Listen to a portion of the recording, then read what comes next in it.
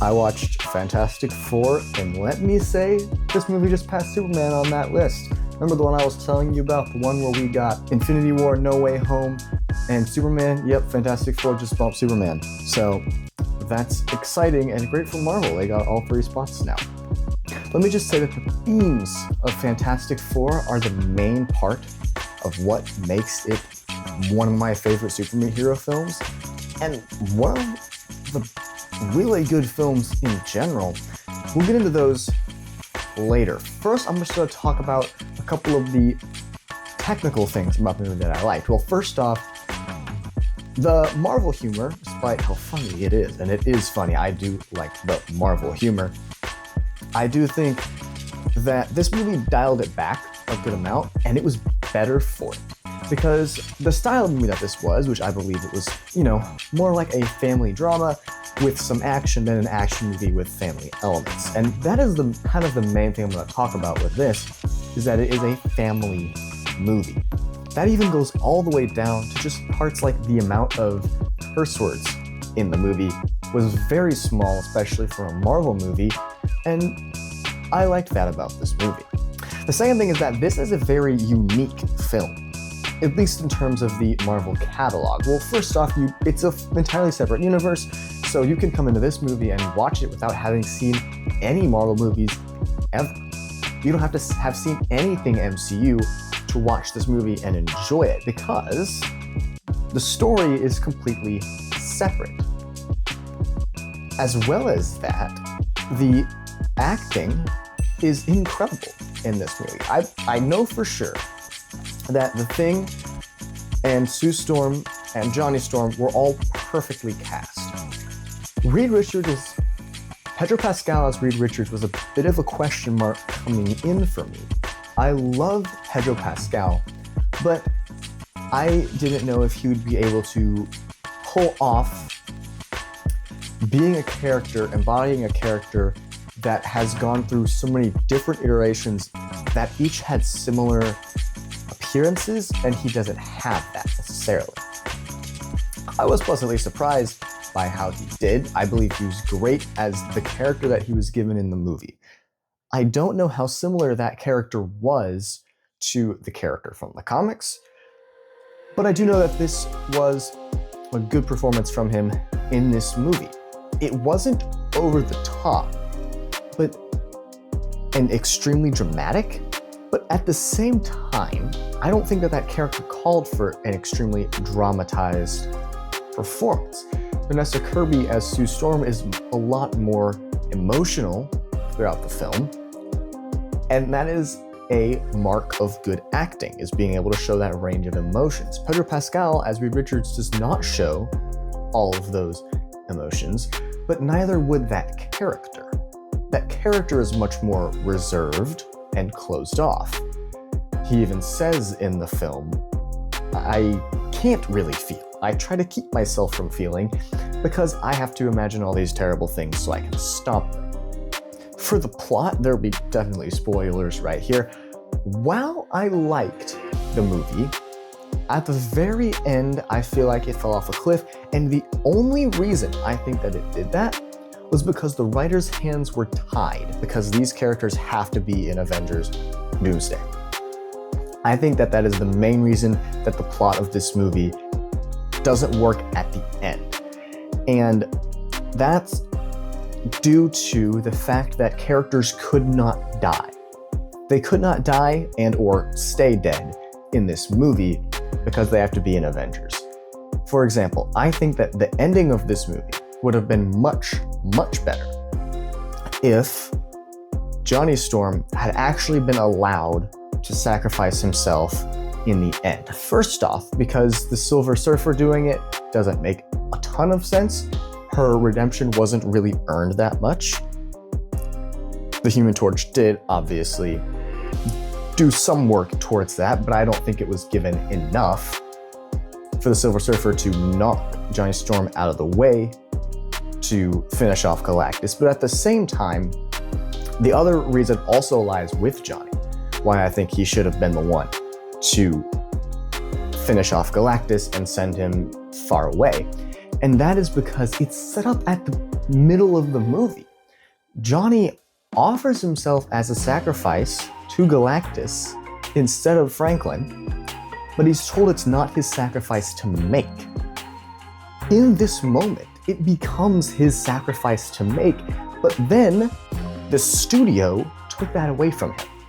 And I say the studio because I believe if this was a standalone film, they didn't want sequels, they didn't want Avengers, those characters in Avengers, Johnny Storm would have died. The writers obviously wanted that to be the story.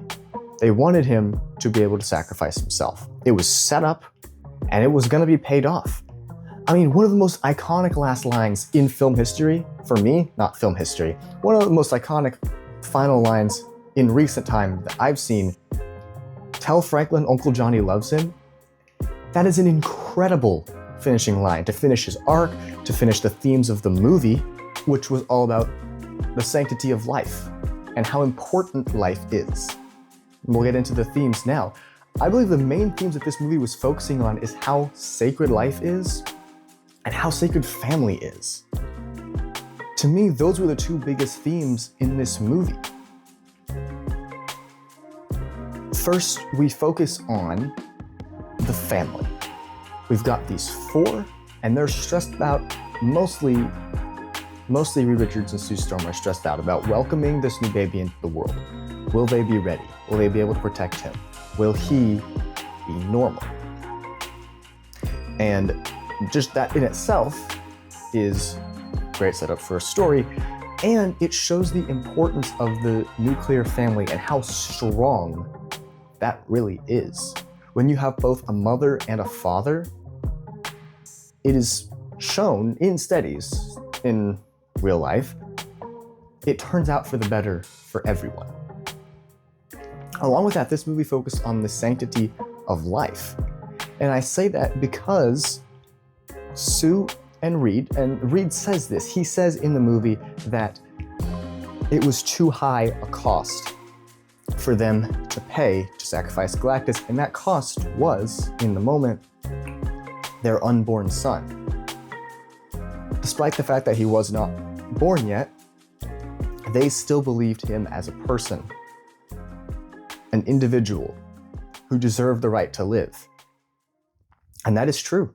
The themes of this movie are so good and so needed at this time in our culture, where the family is being broken apart. The family is being torn apart in so many ways, and children are dying. They're being sacrificed to the pagan god of selfishness. That may be a controversial statement, but I believe that is true.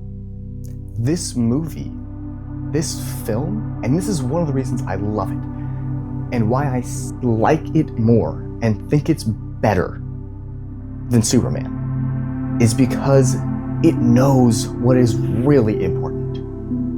It knows what truly matters. It's not the things we have, it's the people we love that matter. And that's what this movie focuses on. Despite the jank Marvel resurrection at the end, save of Johnny Storm, that doesn't matter. A lesser movie, that would ruin the experience for me. But because of how meaningful and important the themes of this film are, that's why I'm giving it an 8 out of 10. You'll notice that in this review, I didn't focus on the technical aspects of the film. The CGI looked so good. The entire film was so unique for a Marvel movie. I mean, the retrofuturism of the city and the design of New York and the design of all the characters, it was awesome. It was so cool. I love the color scheme. Obviously, it's evidenced by my blue lights in my room that is very blue most of the time. But that's not what makes this movie great. That's what makes this movie good, technically. It's the underlying subtext. It's what this movie is saying about life and family that makes this a great movie. So Fantastic Four, for me, gets an 8 out of 10. I'm happy with this movie. Fantastic Four, one of the best Marvel movies to date, and it stands alone. It stands alone on its own merits and on its own themes. Thank you for watching True View Radio. I've been Judah Eyler, and I'll see you next time. Farewell, friends. Oh, and postscript. You could call it an end credits scene. Check out my book on Amazon. Silent fantasy book, stands on its own merits, has some themes. It's original. Check it out. Maybe you'll like it. It's on Amazon. Just search Silent Judah Eyler. Thanks. Bye.